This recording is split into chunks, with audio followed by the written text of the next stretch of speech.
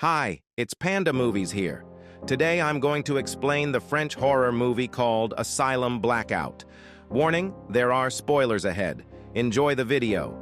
George, Max, and Ricky are members of a band in 1989 in Washington, but it's obvious that the group is beginning to splinter. Max is immature, Ricky is untrustworthy, and George is growing distant as he develops a relationship with Lynn, his girlfriend. Along with William, the three also work in a criminally insane asylum's cafeteria to help pay their bills. The head chef, George, works hard to produce high-quality cuisine and treat the prisoners with respect. Due to the medications they take, the inmates are normally calm, although one guy named Harry Green particularly frightens George. One morning after a late-night rock show, an exhausted George has to come in early to work in a torrential downpour.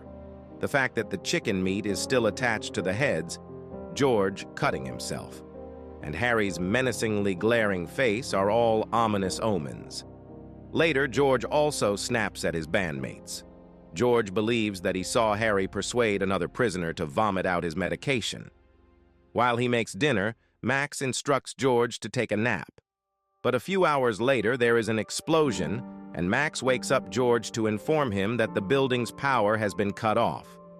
Everyone is now confined inside the facility because the outer doors were electronically locked.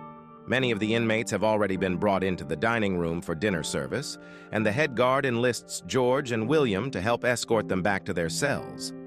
The prisoners' guards and nurses on the other side of the building had taken advantage of the chance to ambush and kill them, unbeknownst to those in the kitchen.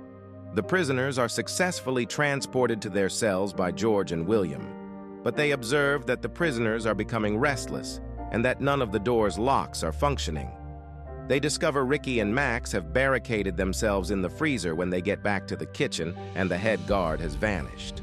Several prisoners suddenly enter the dining room and start trying to break into the kitchen. After the convicts break in, Max, William, and George successfully escape out of the kitchen, but Ricky refuses to follow and stays trapped in the freezer. George notices Harry, who appears to be the riot's mastermind and is grinning at all the mayhem. The trio explores the asylum and discovers the head guard's severed head. They ultimately find the head guard's office and use the landline phone to call the police, but they are informed that it will be at least an hour before they can respond. In front of George, Max, and William, the inmates eventually manage to apprehend Ricky and impale him to death. The convicts rush the chief guard's office at Harry's encouragement. Although the chefs manage to murder every attacker, Max loses his nose in the struggle. The three attempt to retreat to the kitchen, but George is ultimately taken out, and Max is apprehended. George is bound to a table and naked when he awakens. Max gets burned alive on the stovetop as George is made to watch. Another prisoner starts mutilating George as well, but George eventually gets him to stop. Harry ultimately confronts George while greedily devouring his own fingers. Harry ignores George's cries to put an end to the chaos. Cops' sirens can be heard by George. William soon follows the police into the kitchen, but Harry has vanished.